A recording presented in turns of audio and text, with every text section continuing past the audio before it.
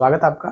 चलिए आज हम लोग देखेंगे संविधान का जो आर्टिकल 14 है, आर्टिकल जो 14 है, उस पे हम लोग बातचीत करने वाले हैं कि कैसे वो हमारे जो कानून की नज़र में हम सब कैसे जो है इक्वली प्रोटेक्ट किए जाते हैं, किस तरीके से जो है ना ध्यान रखा जाता है हमारा, उसी पे आज हमारी बातचीत होगी। इससे पहले हमने आर्टिकल 13 पे बातचीत किया हुआ है, उसको अगर आपने नहीं देखा है तो जाके देखिएगा क्योंकि उसमें जो है बहुत इम्पोर्टेंट जो है ना बातचीत हमने किया हुआ है। हमारे संविधान को जो हमारे संविधान में लिखा हुआ जो हमारा फंडामेंटल राइट है, जो मूल अधिकार है, वो हमें कैसे प्रोटेक्ट करता है, वो किस तरीके से हमारे फंडामेंटल राइट को यदि कोई हनन करने का प्रयास करता है, छीनने का प्रयास करता है, तो आर्टिकल 13 कैसे हमारी वो रक्षा करता है, उस पे बातचीत हमारी थी। अगर आप नहीं देखे हैं तो उसको देखिएगा। चलिए आज हमारा जो आर्टिकल 14 है, ये किस तरह की बातचीत करता है। तो आर्टिकल 14 जो कहता है हमें, ये इसको समझना है सबसे पहले कि ये 2 तरीके से हम समझ सकते हैं कि सबसे पहला जो यहाँ पे लिखा हुआ है, कहा जाता है कि इक्वालिटी बिफोर लॉ, और दूसरा जो यहाँ पे लिखा हुआ है equal protection of law. Equal protection of law, ये जो 2 बातचीत है, एक तो यहाँ पे ये जो हमारा यूनाइटेड किंगडम यानी कि ब्रिटेन का जो है संविधान से लिया गया है, यानी कि वहां के व्यवस्था को हमने अपनाया है, और दूसरा जो है हमने इस व्यवस्था को जो है यूएसए से लिया हुआ है, यूनाइटेड स्टेट ऑफ अमेरिका से लिया हुआ है। तो सबसे पहले हमें समझना है, कई बार तो ये डिबेट तो यह भी रहता है कि हमारा जो फंडामेंटल राइट है, मूल अधिकार जिसको हम लोग कहते हैं, तो फंडामेंटल राइट जो हमारा 12 से लेकर 35 तक है, ये कहा जाता है कि ये पूरा कंप्लीटली जो है यूनाइटेड किंगडम का देन है। लेकिन ऐसा बिल्कुल भी नहीं है। सबसे पहला अगर आप कोई एग्जाम देते हैं, कोई किसी भी एग्जाम को तैयारी करते हैं, तो सबसे पहला तो कई बार ये रहता है कि छोटे-छोटे एग्जाम में क्या करते हैं, हम लोग ब्रिटेन को ही आंसर करके आ जाते हैं, लेकिन रियलिटी दरअसल ये है कि इसमें जो कुछ एलिमेंट जो हमारा यूनाइटेड किंगडम का मतलब जो हमारा यूएसए का भी है, अमेरिका का भी है। तो हमने जो देखा हुआ ये फंडामेंटल का जो सीरीज हमारा जो ये 14 पे हम लोग बातचीत कर रहे हैं। तो यहाँ पे ये जो कहता है जो इक्वल प्रोटेक्शन ऑफ लॉ, या फिर जो है यहाँ पे इक्वालिटी बिफोर लॉ, ये किस तरह की बातचीत करता है, तो ये हमें समझाता है, ये सबसे पहले तो हमें समझाता है कि ये जो शासन होगा वह विधि का शासन होगा। विधि का शासन का मतलब होता है रूल ऑफ लॉ। तो ये रूल ऑफ लॉ क्या होता है? रूल ऑफ लॉ इसका मतलब होता है, ये सबसे पहले आपको बता दीजिए कंसेप्ट जो दिया था पहली बार कि हमें लॉ व्यवस्था को लेके चलना है, तो ये जो व्यवस्था दिया हुआ था सबसे पहले डाइसी करके एक व्यक्ति हुए ब्रिटेन में, इन्होंने ये व्यवस्था को हमें दिया था, उन्हीं से हमने ये व्यवस्था को लिया हुआ है रूल ऑफ लॉ को। तो ये कहता है कि विधि का शासन का फायदा क्या होता है, जब हम किसी भी देश को विधि के अकॉर्डिंग चलाते हैं तो उसका फायदा क्या होता है। इसका सबसे बड़ा फायदा ये होता है कि जो हमारे यहाँ पे कुछ सत्ताधारी लोग हैं, अगर हम ये रूल ऑफ लॉ के आधार पे चलेंगे तो किसी व्यक्ति विशेष का जो है ना आदेश पे पूरा देश नहीं चलेगा। व्यक्ति विशेष के आदेश पे चलने पे नुकसान हमें कई हमने देखा है, जो राजतंत्र जो व्यवस्था होता है, राजतंत्र में व्यवस्था क्या होता है, वहां पे रूल ऑफ लॉ का नियम नहीं चलता था पहले। तो रूल अब तो वर्तमान में देखेंगे तो सारे कंट्री जो लगभग जो है रिलीज है, कोई भी गुलाम नहीं है, या कोई राजा के कुछ कंट्री कुछ जो है ना कुछ अपवाद के रूप में अगर हम देखें तो कुछ कंट्री आज भी है जो राजतंत्र की व्यवस्था को लेके चलता है। नहीं तो आज के डेट में लगभग पूरे दुनिया में ये जो है विधि का शासन ही चल रहा है, या फिर कहिए डेमोक्रेसी वाला सिस्टम चल रहा है। तो उसमें सबसे बड़ा फायदा ये होता है कि वहां पे एक व्यक्ति विशेष का जो है ना कोई कंट्रोल नहीं होता है। वहां पे आप देखेंगे तो नियम जो चलता है, विधि का शासन चलता है, यानी कि जो कानून है, कानून के अकॉर्डिंग जो है सब जो है उसके अकॉर्डिंग चलेंगे। उसके नजर में चाहे वो प्रधानमंत्री हो, चाहे वो राष्ट्रपति हो, चाहे देश के कोई भी बड़े बड़े वीआईपीज हो, सब सब जो चलेंगे वो कानून के अकॉर्डिंग ही चलेंगे। तो यही बातें हमें समझाता है कि रूल ऑफ लॉ दरअसल इसका फायदा ये होता है, ये कोई राजतंत्र व्यवस्था नहीं है कि राजा बोल दिया कि भैया आज आज राजा का मूड ठीक है, तो आज हम जो है ना पूरे मोहल्ले में या पूरे जो है ना अपने राज्य में जो है ना मिठाई बंटवाएंगे मूड के अकॉर्डिंग। कल मूड खराब हुआ, तो मूड खराब हुआ तो वहां पे क्या किया, तो राजा नाराज है तो सबको नाराज रहना चाहिए करके इस तरह का व्यवस्था जो होता था, ये आमतौर पे जो है वो राजतंत्र वाली व्यवस्था में ये सब चीजें कई बार सूट करता था, ये सब चीजें होता था। लेकिन यहाँ पे क्या है, अब जब रूल ऑफ लॉ को इंट्रोड्यूस कर दिया गया है, तो रूल ऑफ लॉ पे साफ कहा गया है कि यहाँ पे भैया विधि का शासन चलेगा। जो कानून कहता है उस कानून के अकॉर्डिंग सबको जो है क्या करना पड़ेगा, चलना पड़ेगा। चाहे वो कोई भी लोग हों, सबको कानून के अकॉर्डिंग ही चलना पड़ेगा, जो कि एक अच्छी व्यवस्था मानी जाती है। इसमें किसी के भी हक और जो है ना अधिकार को छीनने की बात यहाँ पे नहीं आती है। वहां पे क्या होता था कि राजतंत्र में क्या होता था, जहां पे विधि का शासन नहीं चलता था, उस दौर में क्या होता था, राजा जैसा चाहेगा वैसा करेगा। लेकिन यहाँ पे वैसा नहीं है, कुछ भी कोई चाह के यहाँ पे नहीं कर सकता है। जो नियम जो होगा, जो कानून कहेगा, उसी के अकॉर्डिंग यहाँ पे काम होगा। ये बातें हमें समझाता है रूल ऑफ लॉ। तो सबसे पहला फायदा आपको समझ में आया, ये विधि का शासन होने का फायदा क्या है। तो यहाँ पे ये बातें हमें स्पष्ट होता है। दूसरी बातें जो है, ये जो इक्वालिटी बिफोर लॉ, इसका क्या मतलब होता है। तो इक्वालिटी बिफोर लॉ का मतलब होता है कि कानून जो होगा, कानून कानून के समक्ष क्या होगा, कानून के समक्ष समता होगा। यानी कि सबके साथ कैसा बिहेव किया जाएगा, तो समानता का बिहेव किया जाएगा। कानून के जो है समक्ष जो है समानता होगा, समता होगा। इसका मतलब होता है कि कानून जो होगा ना, वो सबके लिए बराबर होगा, बराबर होगा। ये चीजें यहाँ पे हमें समझाता है। और दूसरा यहाँ पे कहता है इक्वल प्रोटेक्शन ऑफ लॉ। इसका मतलब होता है कानून के समक्ष सबको जो है ना समान संरक्षण होगा। सबको क्या किया जाएगा, समान संरक्षण मिलेगा। देखिए, तो यहाँ पे कानून के समक्ष क्या होगा, समान संरक्षण। अब देखिए, यहाँ पे दो बातें यहाँ पे कहता है, एक तो कानून के समक्ष जो है समता होगा, सबके समानता होगा, और दूसरा यहाँ पे कानून के समक्ष जो है ना संरक्षण दिया जाएगा। अब यहाँ पे अगर हम आगे इसमें बातचीत करें, तो कहता है कि कानून के समक्ष जो समताएं होगी, वो कैसे। तो लेकिन यहाँ पे कुछ अपवाद भी हैं, यहाँ पे कुछ अपवाद भी देखा जाता है। वो यह है कि कहा जाता है कि हमारे यहाँ पे क्या कर सकता है, विधि भेदभावकारी कानून को बना सकता है। जैसे यहाँ पे पहले तो कह दिया कि कानून के समक्ष सब बराबर होगा, समानता होगा। लेकिन कभी कभी क्या हो सकता है, कानून ऐसा बन सकता है जो भेदभावकारी हो। ये हमारा संविधान ही कहता है कि ऐसा भेदभावकारी बनाया जा सकता है। जैसे कि इनके लिए, तो मान लेते हैं जो पिछड़े वर्ग हैं, जो हमारे समाज में पिछड़े वर्ग हैं, जैसे रिजर्वेशन की व्यवस्था आप देखते हैं, हमारे आर्टिकल में कई सारे आर्टिकल हैं जो कि रिजर्वेशन की बातचीत करता है। जो जो दलित वर्ग हैं, ऐसे कई सारे जो जो SC ST के लोग हैं, उनको कई सारी छूट दिया जाता है, या OBC हो गए। तो ये सब जो दिया जा रहा है, वो क्यों दिया जा रहा है, तो इसी में यहाँ पे कह दिया गया है कि कानून के नजर में वैसे सब क्या होंगे, समक्ष समान होंगे, लेकिन कुछ भेदभावकारी भी बनाया जा सकता है कानून। यहाँ पे भेदभावकारी भी यहाँ पे कानून बनाया जा सकता है, जिसका परमिशन जो है यहाँ पे संविधान हमें देता है। ऐसा क्यों करते हैं, तो ऐसा इसलिए किया जाता है क्योंकि जो दलित वर्ग के लोग हैं या पिछड़े वर्ग के जो लोग हैं, काफी सालों से क्या हुआ है, उनके साथ लगातार कुछ भेदभाव हुआ है, जिसके वो शिकार होते रहे हैं। तो हमारा संविधान कहता है कि हमें जो है जितने सारे वर्ग, जितने सारे जो लोग हैं, उनको हमें एक समान पैटर्न पे लाके खड़ा करना है। अगर कुछ लोग जो है इस पैटर्न पे हैं और कुछ लोग इस पैटर्न पे हैं, तो संविधान पूरा का पूरा प्रयास करेगा, संविधान पूरा प्रयास करेगा कि इस व्यक्ति को जो यहाँ पे खड़ा है, उसको संविधान पूरा का पूरा क्या करेगा, कुछ कानून बना के कुछ माध्यम से क्या करेगा, छूट देते हुए क्या करेगा, यहाँ तक लाने का प्रयास करेगा। और जब ये व्यवस्था यहाँ तक आ जाएगी, तो हमें ये भेदभावकारी जो है कानून है, उसको हमें हटा देना होगा। लेकिन ये अभी लंबा जो है ना, बहुत लंबा प्रोसेस है, अभी इतना आसान नहीं है कि जो सारी व्यवस्थाएं हमने किया हुआ है, रिजर्वेशन जैसी व्यवस्थाओं को, इतना आसान तो अभी नहीं दिखता है कि इन सारे कानूनों को अभी हटाना।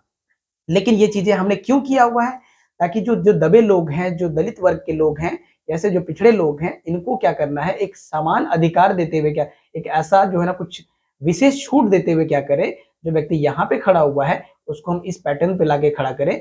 जो सालों से क्या हुआ है, जो दबाया गया है, सालों से जिसको जिसके अधिकार का हनन हुआ है, वो क्या करें, हम उसको इस पैटर्न पे लाके खड़ा करने का ये मेनली इंटेंशन रखता है। इसलिए हमारा संविधान क्या करता है, भेदभावकारी जो है ना कानून कभी कभी बना सकता है। ये संविधान हमें समझाता है या बताता है। अब यहाँ पे कहता है equal protection of law. Equal protection of law का मतलब होता है कि देखिए, कानून क्या है, समक्ष समान संरक्षण सबका होगा। सबका क्या होगा, संरक्षण यहाँ पे जो किया जाएगा वो समान रूप से सबका संरक्षण होगा। तो सबसे पहले यहाँ पे समझना है कि चाहे देखिए, चाहे वो गरीब हो या अमीर हो, चाहे व्यक्ति गरीब हो, अमीर हो, या फिर कोई अधिकारी हो, या कोई भी अधिकारी हो, या गैर अधिकारी, कोई भी सरकारी अधिकारी हो, यहाँ पे मान लेते हैं ये सरकारी अधिकारी हो गया या गैर सरकारी अधिकारी हो गया, इन सब जो है ये जितने सारे लोग हैं इनके नजर में क्या होगा, कानून जो क्या करेगा, सबको समान व्यवहार करेगा, सबके साथ क्या करेगा, समान व्यवहार करेगा। लेकिन कभी कभी ऐसा हो सकता है, हालांकि आपको पता है कि और कानून तक जो है ना सबकी पहुंच होगी, कई बार कहा जाता है कि कानून तक सबकी समान पहुंच होगी। यहाँ पे ये कहता है कि यहाँ पे कानून के समक्ष समता, यानी कि कानून की जो है इसकी विशेषताओं में कहा जाता है कि कानून के जो है ना तक सबकी पहुंच हो सकेगी। अब यहाँ पे कहा जाता है, ये चीजें थोड़ा सा जो है कहा तो गया है कि प्रयास करेगा संविधान हमारा कि कानून तक जो है ना सबकी जो है ना पहुंच हो, यानी कि न्यायालय तक जो है ना सबकी पहुंच हो। ये सब व्यवस्थाएं हमारे संविधान करता है। लेकिन आज भी ये चीजें आप देखेंगे तो कानून की पहुंच जो है, आप सब तक जो है आप देखेंगे उस तरीके से लाभ आज भी नहीं मिल पाता है, क्योंकि हमारे यहाँ पे आज भी कानून के लेकर जो है ना अवेयरनेस नहीं है, हमारे पास जानकारी नहीं है, हमारे पास लिटरेसी नहीं है, पढ़ाई लिखाई नहीं है हमारी वैसी, जिसकी वजह से क्या हो पाता है, हम कानून का एक लाभ नहीं ले पाते हैं। इसका जो है ना हमें कोई प्रॉब्लम होता है, कोई हमें दबाने का प्रयास करता है तो हम दब के रह जाते हैं, क्योंकि हमें कई सारे जो है ना रूल रेगुलेशंस, हमें जो भी नियम है वो सब पता नहीं होता है, जिसकी वजह से आज भी हम कानून तक जो है ना पहुंच नहीं बना पा रहे हैं। ये तो एक ड्रॉबैक है हमारे पास। कह तो दिया गया है कि कानून तक सबकी पहुंच होगी और संविधान इसका प्रयास करेगा, लेकिन आज भी हम इसमें सफल नहीं हो पाए हैं, क्योंकि इसके कई सारे फैक्टर काम करते हैं। आज भी जो अमीर वर्ग का लोग है, कहने के लिए जो है ना समान व्यवहार कानून कर रहा है, लेकिन आज भी आप देखेंगे तो अमीर वर्ग जो है कई सारे ऐसे काम को करके वो निकल जाता है, जो गरीब करे तो उसको जो है ना सजा हो जाती है, या ऐसे कई सारे काम जो है ना वो कई बार जो अमीर कर लेता है कानून का फायदा उठा के, वो गरीब नहीं कर पाता है, क्योंकि ये अपने मनी पावर की वजह से क्या होता है, इसका लाभ उठा पाता है। और कई ऐसे क्राइम करके अमीर लोग बच जाते हैं, ऐसे लोग जो हैं बड़े बड़े अधिकारी हो गए, कई सारे ऐसे क्राइम करके वो बच जाते हैं, लेकिन क्योंकि उनके पास क्या होता है, पावर होता है, मनी होता है, जिसके वजह से वो ऐसा काम कर लेते हैं। लेकिन गरीब लोगों के पास आज भी वो दिक्कतें तो है ही, लेकिन क्या कहता है, सबके साथ समान व्यवहार होता है। लेकिन ये बातें जो है कहने के लिए ठीक है, कहने के लिए कहते हैं कि कानून सबको समान रूप से देखता है, लेकिन सच तो यही है कि यहाँ पे कुछ बड़े बड़े लोग जो हैं इसका ज्यादा लाभ उठाते हैं, गरीब लोग इसका फायदा नहीं उठा पाते हैं। वो छोटे से छोटे क्राइम करके भी क्या होते हैं, वो फंस जाते हैं, और गरीब जो अमीर लोग हैं, बड़े लोग हैं, वो बड़े से बड़े क्राइम करके भी वो क्या होते हैं, छूट जाते हैं, क्योंकि उनके पास होता है, पावर होता है, जिसकी वजह से पैसे होते हैं। तो ये सब चीजों को लेकर क्या होता है, ये कहा जाता है कि संविधान का जो हमारा आर्टिकल 14 है, कहने के लिए बहुत बड़ी बड़ी बातें करता है, लेकिन इसमें जो है कई सारी चीजें जो है ना फैक्टर इसमें काम कर रहे होते हैं, जो कि जिस मकसद से ये आर्टिकल 14 को रखा गया था उसमें जो है आज भी त्रुटियां दिखती है। लेकिन खैर, अब यहाँ पे जो कानून के समक्ष समान संरक्षण कहा गया है, ये सबको जो है ना समान व्यवहार किया जाएगा, ये सब तो बातें हुआ, लेकिन इसमें जो है ना कानून के समक्ष जो समता, ये सारी समानता की बात कर रहे हैं, इसके बावजूद कुछ ऐसे लोग हैं जिनको कुछ विशेष छूट दिया गया है। जैसे कि हमारे जो राष्ट्रपति हैं, राष्ट्रपति को या जो हमारे पास जो राज्यपाल होते हैं, उनको आर्टिकल 361 के तहत, आर्टिकल 361 के तहत चाहे वो प्रेसिडेंट हुए, चाहे वो गवर्नर हुए, इनको क्या होता है, विशेष छूट मिला हुआ है। इनको जो है ना इनके जब वो कार्यकाल में होते हैं, कार्यकाल में होने के दौरान इनको आप गिरफ्तार नहीं कर सकते हैं, कोई क्रिमिनल रिकॉर्ड जो है ना इन पे नहीं चला सकते हैं। तो क्रिमिनल जो है मामला को इन पे नहीं चलाया जा सकता है जब तक वो क्या हो सकते हैं, जब तक वो अपने कार्यकाल में होते हैं, इनको कुछ विशेष छूट दिया गया है। अगर आप इनको गिरफ्तार करते हैं या ऐसा कोई भी जो है ना इन पे चार्ज लगाते हैं, क्रिमिनल मामला चलाते हैं, तो ये इनके पास तो अधिकार होता है, जैसे आर्टिकल 71 है जो राष्ट्रपति के पास, वो अपने सजा को माफ कर लेगा। तो और जैसे कि गवर्नर के पास 162 जो है ना आर्टिकल होता है, उसके तहत वो अपने आप को माफ कर लेगा सजा को। तो यहाँ पे एक इनको छूट दिया गया है। आर्टिकल 361 के तहत जो है ना क्रिमिनल मामला होगा, तो राष्ट्रपति हो चाहे वो गवर्नर हो, उनको जो है ना ये मामला नहीं चलाया जा सकता। ये आर्टिकल जो हमारा 361 में लिखा हुआ है। इसी प्रकार से कुछ और विशेष प्रावधान जैसे किया गया है, जैसे कि 105 आर्टिकल में देखें तो जो संसद के सदस्य होते हैं, संसद के जो सदस्य होते हैं, इनको जो है ना यहाँ पे क्या होता है कि विशेष छूट मिला हुआ है। तो इनको क्या हुआ है, यहाँ पे विशेष छूट मिला हुआ है, ताकि वो क्या कर सके, क्योंकि वो हमारे जनता के प्रतिनिधि होते हैं, और वो अगर जाते हैं, जैसे आपको पता है कि पूरे के पूरे अगर हम देखें तो जो संसद में जो लोकसभा में देखें तो 545 सीटें जो हमारी होती है, या राज्यसभा में देखें 245 सीटें होती है, यही वो लोग होते हैं जो जनता के लिए काम कर रहे होते हैं पूरे देश में। अब इतने जो है ना करोड़ों की संख्या हमारे पास है, लगभग 140 करोड़ हम हो गए हैं और इतने सबको जो है ना वो रिप्रेजेंटेट यहाँ पे जो हमारे यहाँ पे प्रतिनिधि के रूप में जो जाते हैं यहाँ पे, यही सारे लोग होते हैं। अब इनको भी दबाया जाएगा तो हमारे लिए आवाज कौन उठाएगा? तो यहाँ पे इस आर्टिकल के माध्यम से इनको जो है ना भाषण देने का छूट रहता है और वो जो है ना अपने बढ़ चढ़ के क्या करते हैं, वो बातचीत रखते हैं हमारे लिए, ताकि वो और उस पे क्या होता है कि कोई जो है ना न्यायिक मामला उन पे नहीं चलाया जा सकता है। ये कुछ विशेष छूट मिला हुआ है उनको, ताकि हमारे आवाज, हमारी बातों को वो बुलंद रूप से वो क्या कर सके, हमारे पार्लियामेंट में उठा सके। इसलिए क्या किया गया यहाँ पे, ये सब उनको छूट दिया गया है। हमारे पास भी है, हमें जो है ना फ्रीडम ऑफ एक्सप्रेशन का छूट हमारे पास भी है। आर्टिकल 19 ए का जो है सब क्लोज हमारा फर्स्ट का जो सब क्लोज ए है वो हमें बताता है कि right to expression and freedom जो है ना, ये बातें हमें क्या दिया गया है वहां पे, बोलने का अधिकार जिसको हम लोग कहते हैं वो हमें भी मिला हुआ है। लेकिन हमारे पास कई सारे रेस्ट्रिक्शन होते हैं। इनके पास क्या है, यहाँ पे क्या होता है 105 आर्टिकल के तहत इनके पास कुछ ज्यादा छूट मिला हुआ है, ताकि वो पार्लियामेंट में अपने बात को प्रखर रूप से क्या कर सके, वहां पे रख सके। तो इनको कुछ छूट मिला हुआ है। साथ ही साथ कुछ और लोग जैसे प्रेस, जो आर्टिकल 361 ए में जो है ना, जो प्रेस रिपोर्टर होते हैं उनको थोड़ा खास छूट मिला हुआ है। इसी प्रकार से देखें तो यूनाइटेड नेशन ऑर्गेनाइजेशन के कुछ जो है ना संस्था जो हो गए, उनको कुछ विशेष छूट मिला हुआ है। तो यहाँ पे कुछ लोगों, ये अपवाद के रूप में हम लोग यहाँ पे देख सकते हैं कि इनके चाहे राष्ट्रपति हो गए, चाहे वो संसद के सदस्य हो गए, चाहे राज्य विधानमंडल के जो सदस्य होते हैं, एमएलए जो होते हैं, उनको जो है ना 194 के तहत जो जो विधानमंडल के यानी कि जो एमएलएज होते हैं, तो एमएलएज को जो छूट मिला हुआ है 194 आर्टिकल के तहत मिला हुआ है। उसी प्रकार से जो एमपीज होते हैं 105 आर्टिकल के तहत उनको बोलने का अधिकार है। कहाँ पे? तो संसद में, या इधर अगर आप देखें तो एमएलएज को तो विधानमंडल में बोलने का ये हक होता है, ताकि वो हमारे बातों को रखे। तो इनको कुछ खास छूट मिला हुआ है, चाहे वो गवर्नर हुए, चाहे वो सदस्य संसद के हुए, तो इन सबों को कुछ खास छूट मिला हुआ है इस कानून के तहत। बाकी कानून के नजर में सब बराबर होंगे, यही बात हमें ये पूरा का पूरा आर्टिकल 14 समझाता है। तो उम्मीद करते हैं ये बातें आपको समझ में आया होगा कि आर्टिकल 14 हमें कैसे हमारे लिए जो है वो काम कर रहा होता है, हमें एक प्रोटेक्शन देता है। तो यही बातें वो हमें समझाता है।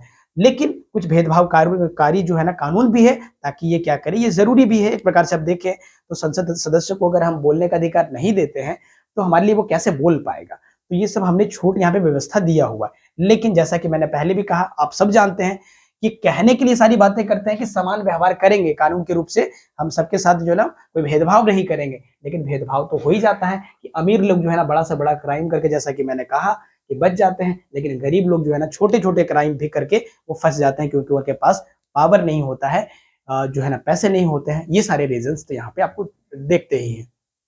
तो उम्मीद करते हैं ये बातें आपको समझ में आया होगा। जल्दी मिलते हैं नेक्स्ट जो है वीडियो में। तब तक के लिए थैंक यू सो मच।